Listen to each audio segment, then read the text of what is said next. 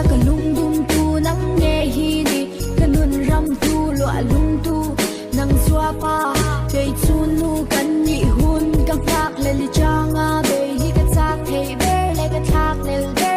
del lo chan su ni are in san khwa se nang ngai wang hian kan ru nung ngan ka be ka te are to e kam ngai to se kan run sang hi lo kai to se palai nen boi te ka mangai se ka thang ber se boi te nang ching zo pu re an nom to lo nge le chi la yan ta ni lo di du la do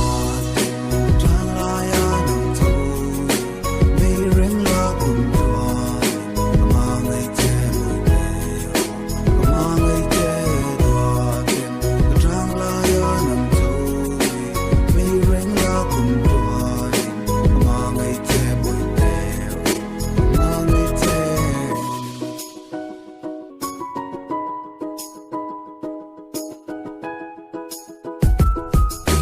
Chin lung ding mu sing nun tim nun ang mai bol lo ru lo na bol do nun ya do zo lo ko pa to khan ka lung dum tu ko zon ve kha ma ngai tu chu ko tong ngai ta ni ngai hi ni ka nun lim na o le lim na ka chi mari ai ka ring ka ke nga ding nga eng da ka ngai lo leng ang chai lo ka me leng a ka lai bo gar lan wang hi ka vai zo ma ngai ti ka chiang a ka tham lung thin na kiang a ka liam kha kem ta ning nam siam kha shui ai se ka thin lai ka fe te ka thai cha ka ta hi ka thang ber che ka tu ngai lo le mang der che chi ku suan an se le an ber che ma se ken sim ran du ka lim na tu ral chu nang nen chun sang tel bo ni se ri no ben kan chang nang bin lam lang lo ka ra mun an sang long an